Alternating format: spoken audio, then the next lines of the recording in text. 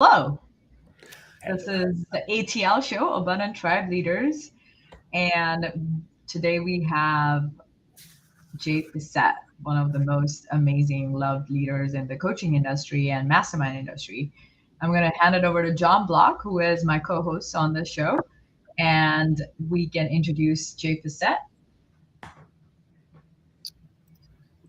I met Jay Fiset around 2016 at a Movement Makers Playground hosted by AG Morishita, and I was struck by there was a specific moment in which AG was making an offer from stage, and AG was really underpricing his offer, and then Jay just yells from the back of the room saying, "No, you're way underselling yourself." I don't remember doing that. Right? I won't stand for this, AG. I care too much about you, brother. And that to me just reflects the quality man Jay is. No one else was saying this, to be clear. Jay was a lone voice saying, I will not let you devalue yourself. Since then, we have been to many events Jay has done. Jay was our mentor as we were coming together, Monty and I, to create our business, which has since become Abundant Tribe Leader. He truly is the sole godfather behind us as a company and brand. And we'll be diving into a fascinating conversation about tribal leadership and what Jay is up to nowadays. I'll go ahead and read his official bio. It's more of a smart-ass bio, but it's the only one I have. All right, the smart-ass bio. Best-selling author, student of human nature, avid outdoorsman at 5-star hotels, speaks fluent smart-ass, psychedelic advocate, can see and reflect your life mission in 5 minutes flat. Yes. Loves having 2 sons so he can play with their toys. Still fantasizes about his wife after 35 years. Yes, he's very vocal about that. Loves ideas, but loves results even more. Yes. Can't stand the whole talk, no action. Loves results. Can simultaneously laugh and cry for different reasons at the same time. I have witnessed that. Jay says, I am dedicated to instigating a global movement of conscious creators and supporting people to organize their life and resources around their passions and gifts. He is the founder of Creators Code, Mastermind of Millions, JVology, Connection Experience, and more. So we're so honored to have you, Jay Fiset. Hey, thank you for having me. I love hanging out with the two of you, and it is always fun, valuable, and entertaining. Yeah, it's never short of entertaining. So, given that this show, and just to have everyone on the same page, why are we doing this? This show is to help you grow your career as an abundant tribe leader. We define a tribe leader as an individual who hosts events, unifies humanity, and has an ongoing tribe that then come together again and again and standing for greater wealth, health, and spirituality in the world. These are areas in which the true essence of those three, wealth, health, and spirituality, have been limited for various reasons, whether it's education system, whether it's our healthcare system, whether it's the forces out there that I won't go into detail right now that have stopped the true wealth, true health, and true spirituality. So we're here to showcase our allies, our mentors, those who we see paving the way for other leaders to emerge in service of wealth, health, and spirituality. So first question we'd love to ask you, Jay, is what do you love about being a tribe leader? Oh, goodness. I'm gonna answer it in an indirect manner, which is this. Short version is that it supports me being who I am. And what I mean by that is at my core, I'm incredibly curious. So learning is one of the most important things in the universe. I never, ever feel like I've learned something until I can actually build it. So the theoretical knowledge is kind of meh to me. So I learn, I build, and then I have the opportunity to teach. And tribes and communities have, honestly, since I was a teenager, have come to me basically saying, so how'd you do that? And then I get the privilege of teaching them what I just learned and discovered myself. So it really is in the simplest of terms, it is the living of my mission and the expression of how I'm wired. Mm. And one thing that we were so inspired, because we came to the Mastermind of Millions event, which is a signature event you've been doing for how many years? 10 or 12, off and on, somewhere in there. Mm-hmm. And what we love so much is that it was such a breath of fresh air from the typical guru space, which is all about the positioning of one as the expert, come learn from me, I'm the know-it-all, and then this sort of pissing contest that happens online and on stages. And it was so refreshing to hear, like, oh, here's someone who's not playing that game, someone who really is putting the leadership of others first and the community first, and the magic that happens within the container. Would love to know how you keyed in on that. That was going to be your unique angle. And was it a conscious departure from what everyone else was doing in the coaching space? I wouldn't say so. I think that really comes through, what I'm going to call my first, quote, real business, which was a personal development company that I led in Canada for the better part of 35 years, first under the brand of Personal Best Seminars and then under the brand of the Creator's Code. And I think that just the simple training context and container of that organization was really about authenticity, was about doing our best to walk the talk, and was about there is only one measure of if what you're doing is valuable, and that is, do the people, the community, the clients, the tribe evolve, grow, change, and create meaningful results and experiences in their life. So for 30 years, that was the only way in which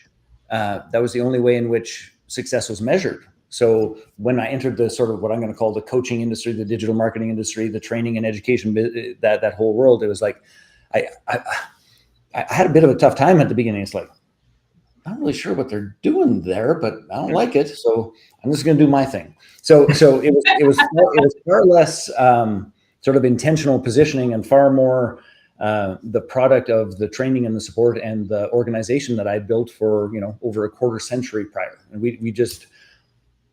I can't not be me, I guess, is the best way to put that. Mm-hmm. So what I'm hearing you say is that this commitment to get results, which, hello, everyone should have that commitment. We use this doctor-patient analogy at our events, where the purpose of the doctor is to treat the patient to the fullest, not to close as many sales and make as much money to support their lifestyle of that doctor. Like, the Dharma, higher purpose, is to treat. That's what you're here for. So I hear you saying that in terms of the client results. Did you determine that better client results could be achieved in a mastermind format versus the typical expert role? Oh, that's a really good question, John. I'm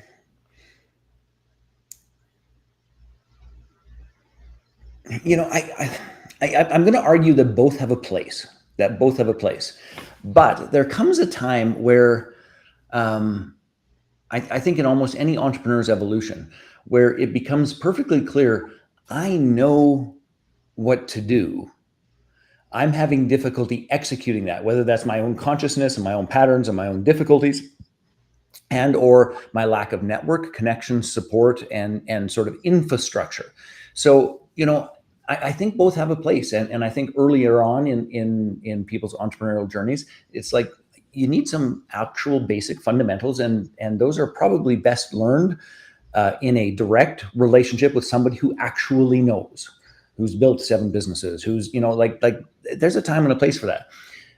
But as the entrepreneur evolves and becomes more mature and has a few successes and a few shit shows, I don't know, I have more than my fair share, but as they mature and evolve through the wins and the losses, it really becomes far less about the what should I do and far more about what is the best strategy to get this done? Who, not how. What is the community through which I want to, number one, be fed and fueled and filled? And what is the communities in which I can have the greatest impact to serve, support, and contribute to? And that, to me, is where this whole model of masterminds and tribes and leadership, the abundant tribe leader, I love that grounding. It's like, that's a different level of play that I just quite frankly love more. Now, having said that, I love that more because I'm old. I've been an entrepreneur since I was, quite literally 9 years old, 10 years old, buying my first bicycles and motorcycles and skidoos and all those sorts of things. So, I've been 45 years later, plus or minus, I'm sort of at the spot of, I don't really need more training. What I need is relationships. What I need is community. What I need is inspiration. What I need is to be filled by people that I want to also fill, to collaborate and connect at a deeper level. And that, once the foundation is built, is what moves the needle the most in my experience, and and in my tribe's experience. Yeah. Were there some formative experiences you had where you yourself were a tribe member and it just really like worked so well for you to be a part of someone else's tribe? Oh, that's a good one. Well, and I have to tell the truth about this, is that much of my I'm going to say much, maybe most of my younger years, I wasn't a very good follower. And much to my expense, to be very clear about this. Like I had a propensity to make things far harder than they needed to be, because I needed to do it on my own and figure it out on my own. So I would say that really, some of my best experiences of that, came through some mastermind communities, came through a friend of mine, Colin, who led a premium mastermind that I joined, trying to really let myself be supported in a more diligent and conscious manner. So I really think, the core of the answer to your question is that when I got in a room of people like me who were, I'm going to say, too independent, too, and this, I don't mean this about me, but too successful, meaning that we'd learned a magic trick in a particular area and thought that we'd done a pretty damn good job, not realizing necessarily that there's about 10,000 other areas in which we could enhance or improve. But once I got into a room where there was a bunch of us who had some pretty significant success in what I'm going to call some pretty narrow areas, and recognizing and seeing how shitty we were at genuinely asking for and receiving and accepting support. So for you at that time, was it personal best seminars that you had found the success in? No, well, yes, that was the thing. We ran arguably the largest personal development organization in Canada for, at that stage of the game, a couple of decades. So that was our sort of magic trick. But in seeing both the strengths and the limitations of this particular group of people, it was like, good Lord, I have got to get better at this. Like, I have got to put down the sword. I've got to ask questions. What's the easiest, most direct and joyful route to this, instead of, what can I endure? How can I, invent a new wheel and make it rounder?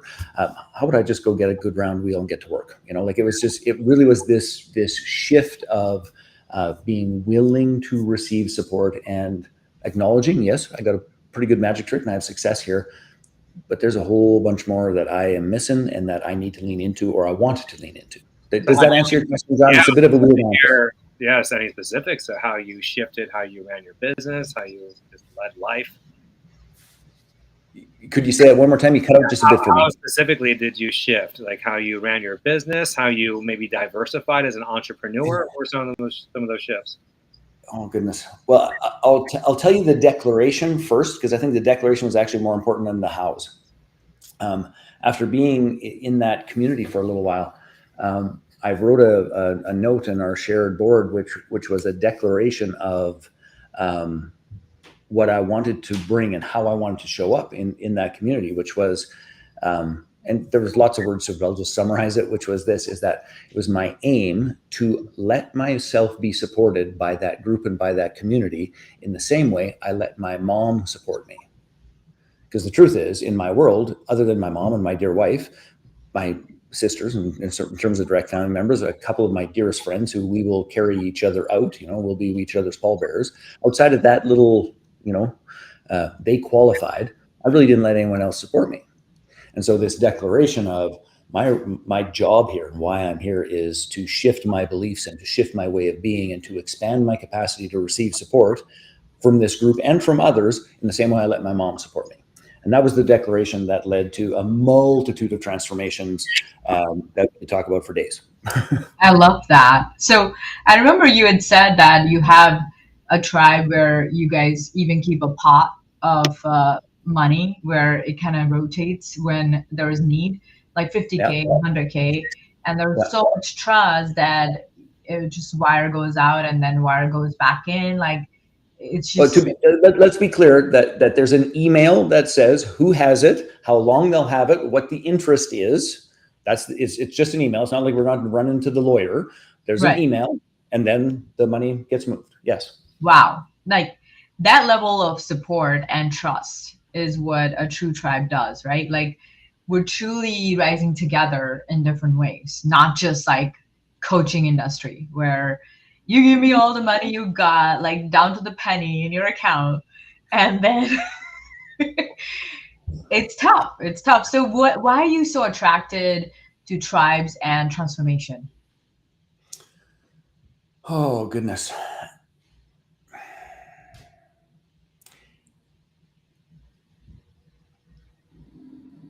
You know, I guess I would say I got bitten. I mean, you know, like I landed in my first personal development, personal transformation course, you know, when I was about 19 years old. And I landed there, quote, accidentally. I thought I was going to a sales training program. Like, and I remember sitting there listening to this woman at the front of the room talking at the time all this stupid shit about beliefs and attitude and energy. And I'm like, lady, would you be quiet and like get to the closing techniques? I'm here to learn how to sell. You know, like, and it was a 5-day course. And at the end of day one, it's like, well, they better be talking about selling tomorrow.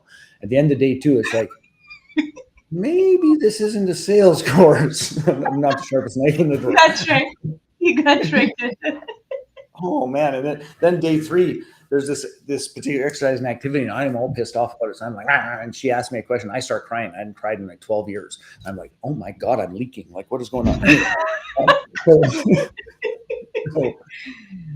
I think that the answer to the first question is simply this, is that at a very young age, and I was sort of independent on my own from the time I was 12. So I clearly created some coping mechanisms and strategies that weren't necessarily best practices or made with a mature and evolved mind. So by the time I find myself in this transformational program at 19, it altered who I thought I was. It altered how I showed up in the world. It altered how I thought I could play and participate in the world. And I left that course a different human being, closer aligned to who I really am than the coping mechanisms that unfolded from being independent since I was 12. And so and ever since then, it's just been this, I'm going to call it evolution and unfolding and continuing to learn, build, and teach in terms of what does that mean to me? What does that mean to the world? All those things. So that's part one. And then part two, like going back to your question of why I'm attracted to tribes. There's no nice way of saying this, but so I'll just spit it out, is that no change in a human being is actually real unless that change can be lived into in a community, in a family, in a relationship, in a tribe. Otherwise, it's a theoretical bullshit idea. It's like I could go and meditate on the mountains and maybe I'd be the most conscious human being on that mountain.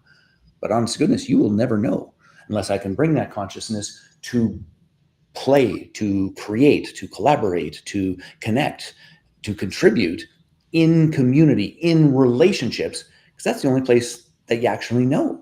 So it's consistent with my idea of learn, build, teach. It's like I might learn something, I might build this perception and this model about myself and the world, but the truth of the matter is I don't really know until I can actually build it and teach it to another human being and they could go and replicate that. That's when I would know. So tribes are necessary for that. It's the test of, is the change real? It's the test of, does the idea count? It's the test of, does this make a difference in my life, in the life of my dear love, in the life of my community and my tribe? I love that, how deep you go into this concept. And that's why everywhere we go, Jay Fiset is one of the most loved tribe leaders that we over and over. Well, and I bribe people for that too, though. Let's talk about what kind of bribes are available. Is it a pill? Is it like what forms are available? Psychedelic transition. I was wondering when it was coming. I do want to speak though about how it becomes real with tribe, because it is one of the most dispiriting, disheartening things in life when you attend a 3-day seminar, have the breakthrough of a lifetime, and there's no tribe to plug into. And then they might encourage you to go back to your families, enroll them. So you see this in network marketing and many personal development seminars. And they look at you like you just pounded the Kool-Aid and you're crazy and you joined a cult and you're now an alien to them. They might not be wrong in any of those things, by the way. Sorry, I just had to. But it's all perspective. And in that moment, you feel like you had your red pill experience. I see reality for the first time. I want to share this reality with you. And then there's no one to share it with. So that's when I decided that, because I had some clients who would go through my 3-day seminars and then they had this experience and I didn't know what to say other than like get a new family. So in reality, that's what we ended up creating, was a new soul family for them to be a part of. And that's a term that we really use a lot, is this soul family. Like, these are the people who get you, who see you, who don't just love you the way that your blood family, your spouse loves you, I suppose. They can really, truly see you and get you. And for me, that's the part that really lights me up. And I'm guessing you feel similarly, Jay? Well, yes, with a caveat. And the caveat is this. And I am absolutely not a fan of the network marketing, personal development stuff. It's like, oh, bring your tribe. It's like, sure, if that's aligned and all those things, go to town. But as a marketing business model, not a fan. But there's an interesting piece about this, about, so I go back to my family and my family doesn't want to hear it. There's also another side to that, and this goes back to this larger idea of creating tribes and creating community and all those pieces, is that often the family isn't interested in hearing about it because it is the latest harebrained idea or experience. They have been dealing with this person's inconsistencies and lack of application and integration, not for a day or a weekend or a 3-day process. They've been dealing with it for a year, 5 years, 10 years, a decade, 2 decades, 3 decades. And it's just one more piece of bullshit to get put on the pile. So my response to that was always, ask your family, ask your loved one, ask your wife, ask your husband, what would make this real to you? What change in me would you need to witness? Could we actually put on the table that I could demonstrate to you that this is actually legitimate and real, and I am dedicated to creating this result? Because I acknowledge I have screwed things up. Man, I got a long list of that. I acknowledge I've said things that I didn't follow through on. I acknowledge all those pieces. So there's the caveat is, yes, go find a new family and get the feedback from the people who actually know who you are and what you've struggled with and what has been strong and what has been weak, and see, can you lean into a change that they recognize and see? And that actually can be one of the greatest measures in the entire universe. Now, let's be clear about this. I'm not suggesting that you go back to an abusive circumstance where somebody, like, that's not what I'm talking about. I'm talking about the fundamental nature of family, which is they will still see, I was the youngest kid. They saw me as the young, wild rebel getting in trouble. Like, there was a profile for me, right? And that profile was not inaccurate. And it took, I took the courses at 19. I ended up buying the company at 22. And by the time I was 24, every single person, with the exception of my dad, in my family worked with and for me. Mm-hmm. I really appreciate what you're saying. I was being a little cheeky and I said, well, just get a new family. This is your soul family from here on.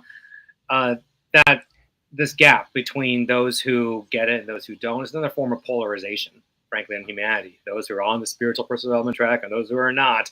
And then those spiritual folks can be so caught up in, well, I can't have anyone drag my vibration down. Their energy I can't be around. The whole of self is so friggin' sensitive.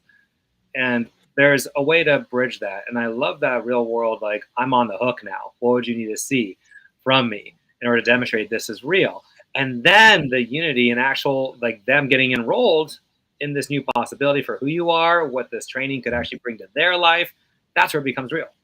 Yeah. So to me, it's a both and I just had to express that caveat because, and I know you're being a little cheeky, but after decades in this business, oftentimes the judgment of our family and those that are closest to us is not unfounded. Like, it might feel unfair, it might hurt a little bit, it might be a little heartbreaking, but it's not unfounded. So let's lean into that, because that can be as valuable as the inspirational tribe that says, and we are going to lift one another together, and we are going to raise one another's vibration, all the rest of it. And you know what? I'm still DNA connected to these folks. I'm still soul connected to these folks. I'm still a result of that environment. I still have a love and an obligation in some way, shape, or form with and to them. What's my spot there? Anyway, I'll stop talking about that. It's just to me, it's a really big both and. Yeah, truly. I agree. Yeah, you can love from distance and also be there when needed, and then also create like a soul family with your tribe, and then immerse yourself, and then now they could see, and then all the gaps start bridging, and then there's more unity through that. Yeah. So let's move towards what you're excited about nowadays and what you'll be bringing to our next abundance retreat. Well, I'm excited about a great number of things, but as you both know, my dear wife and I went and got certified as psychedelic guides a couple of years ago. We've been building a psychedelic business primarily aimed at supporting couples to increase intimacy and connection with the intentional and supported use of medicine. And we have recently expanded into serving and supporting entrepreneurial groups through masterminds utilizing a very specific medicine that is one of the most powerful, number one, energy and vibration raising and creative vision expanding medicines in the entire universe. And I am incredibly excited to be able to come and to share the depth of masterminds. And I've been running masterminds for 35 years. And I can tell you that this experience has been the most deep, powerful, meaningful, and fast moving in terms of this was the idea, this was the steps, this is what got done, and this is what we've created that I have ever seen. And I am spectacularly excited to share it with you and your tribe.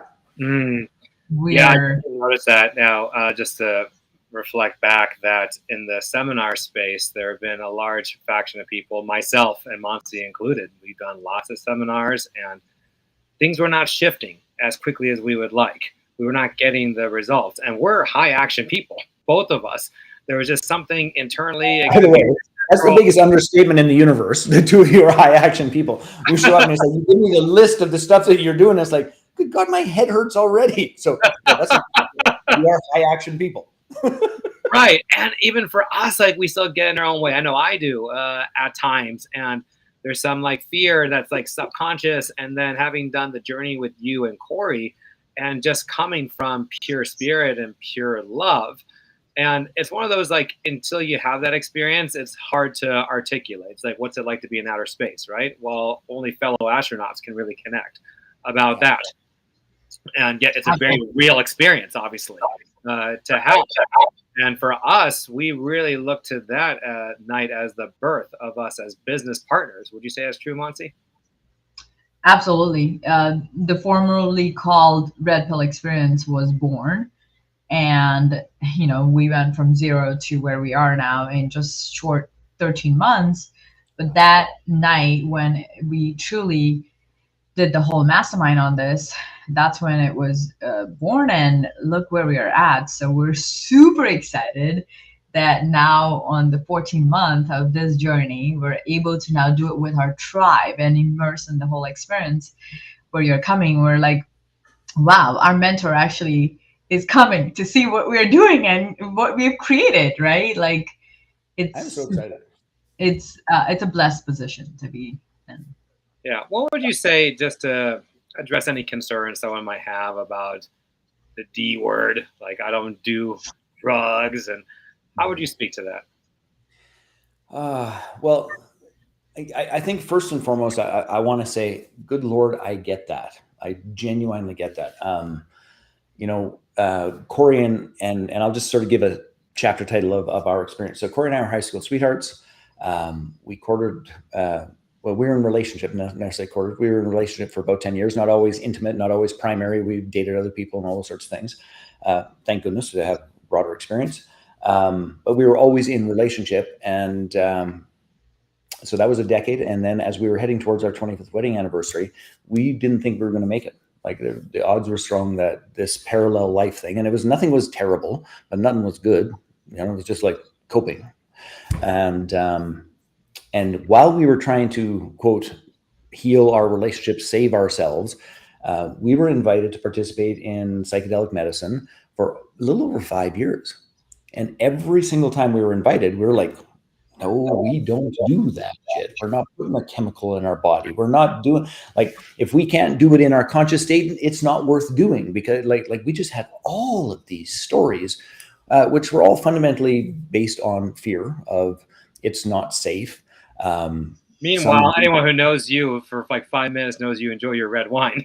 No problem with that.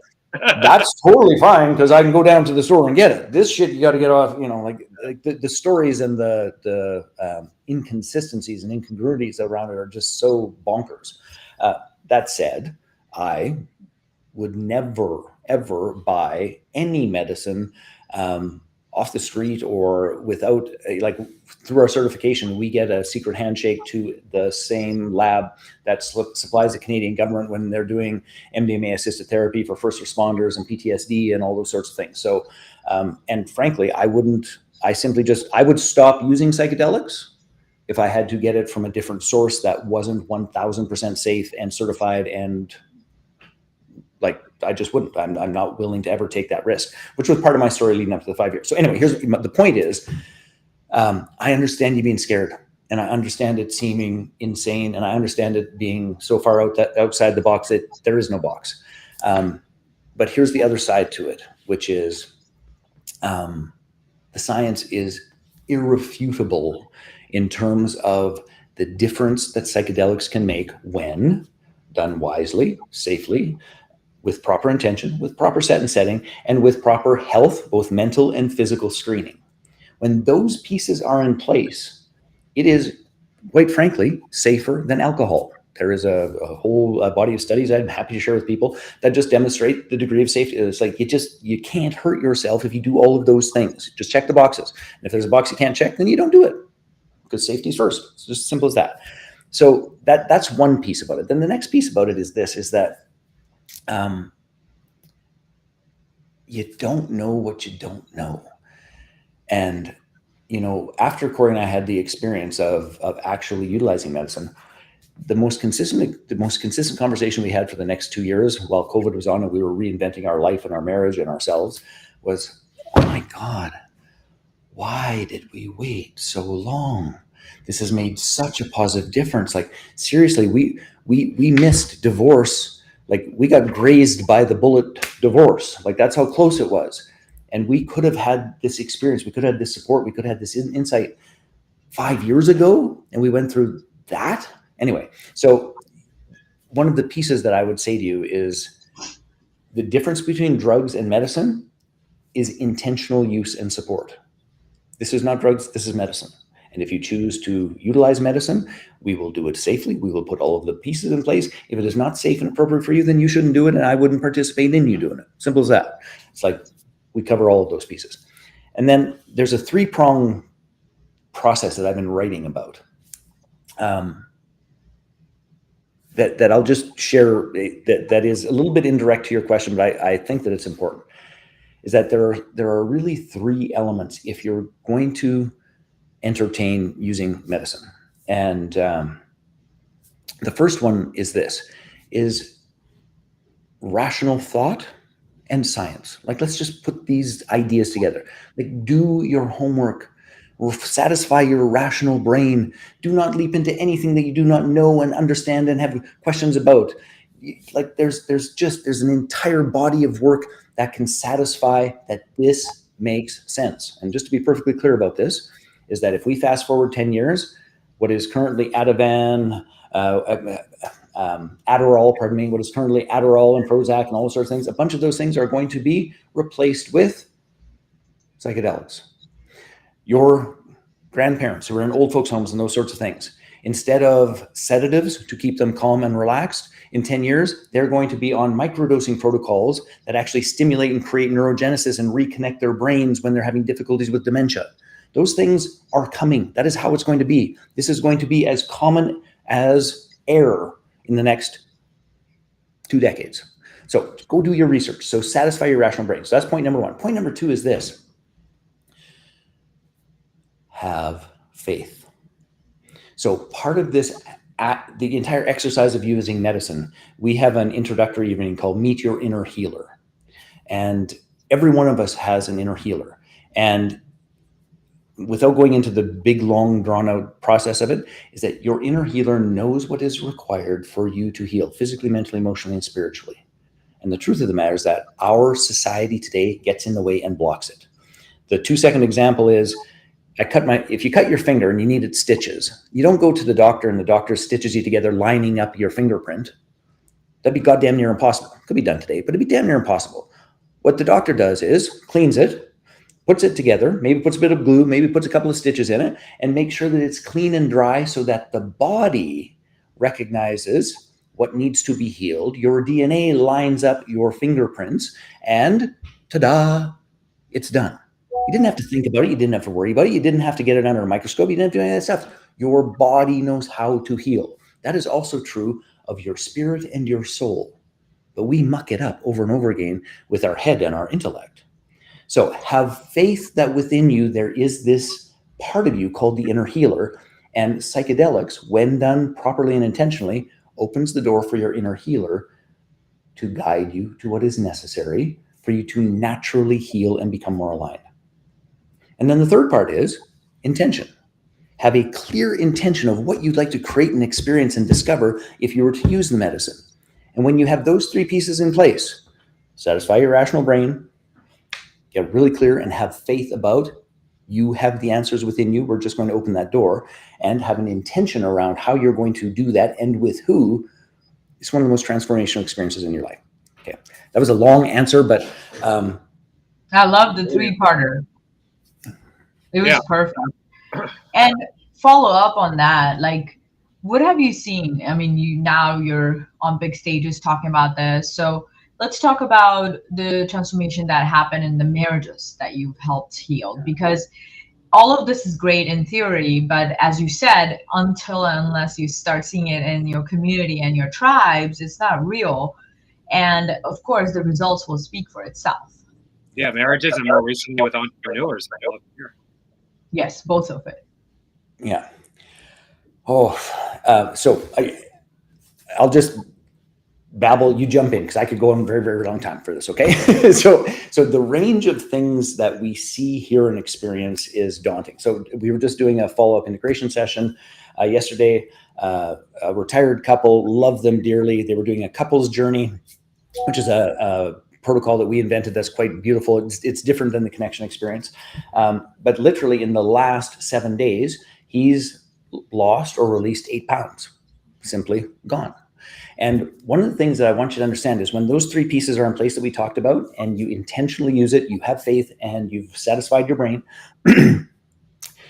the process of intentionally using psychedelics is an alignment process.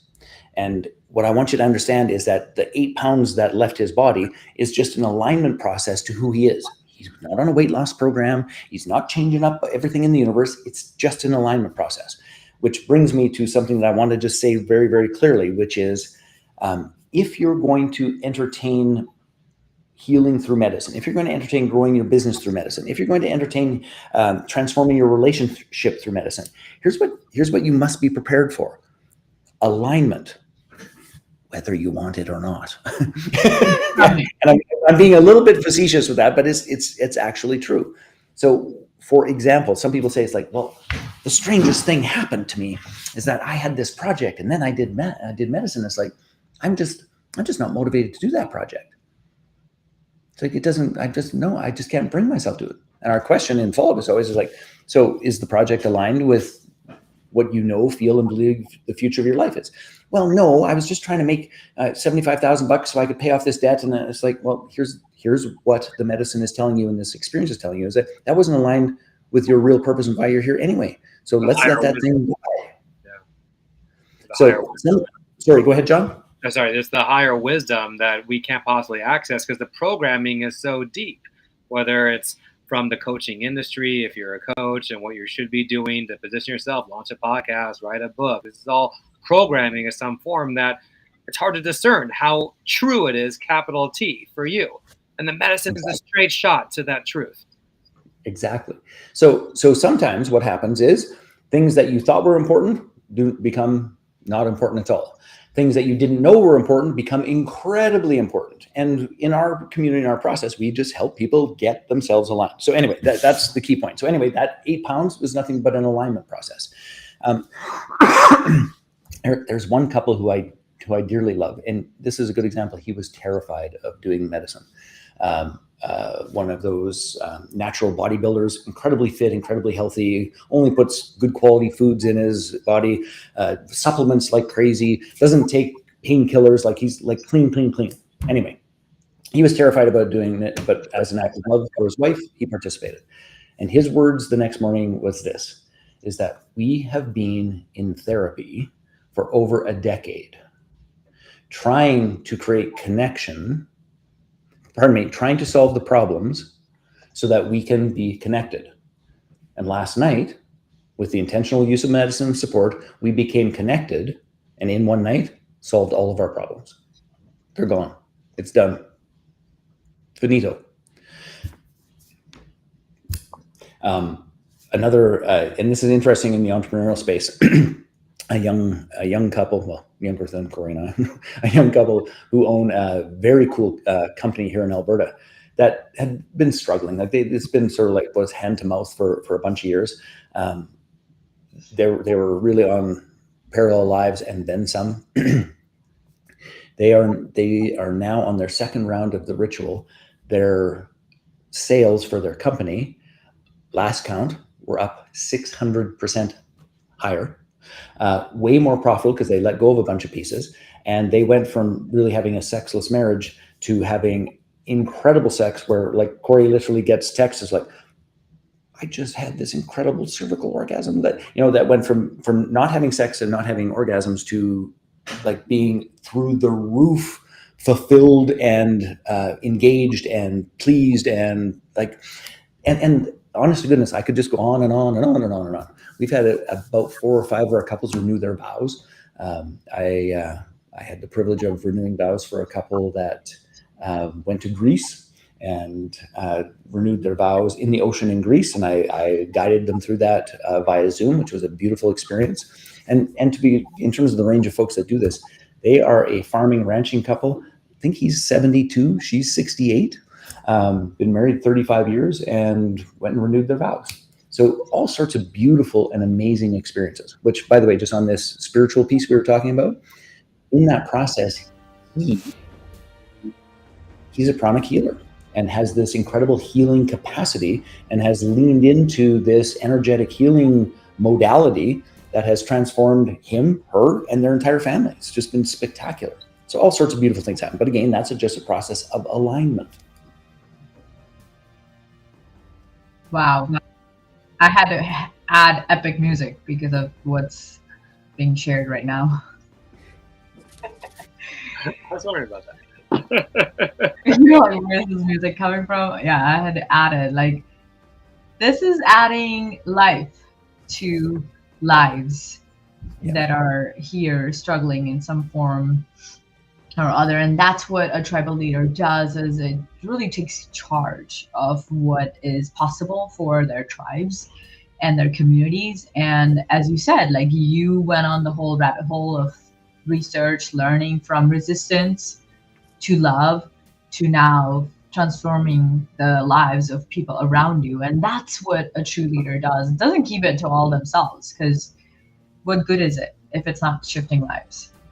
Well, so I just want to add to that. We salute and honor you as a leader for so many reasons. Your integrity, your true love and care of people.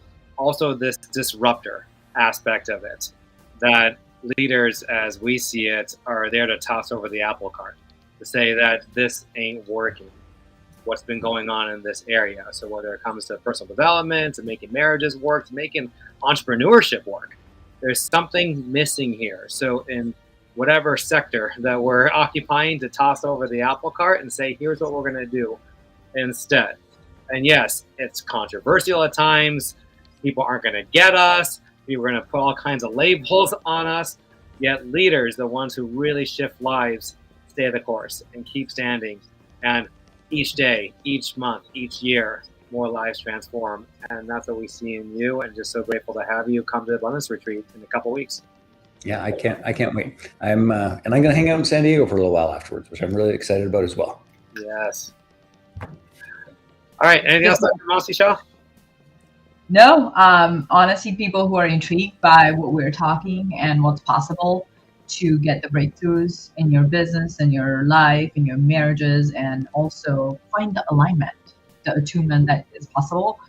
Abundance Retreat is coming up July 15th, and you get to hang out with Jay Fiset. It's like one of the coolest things you can do. Get breakthroughs, hang out with Jay, hang out with Monty and John, and meet amazing people in the course of it. We look forward to that.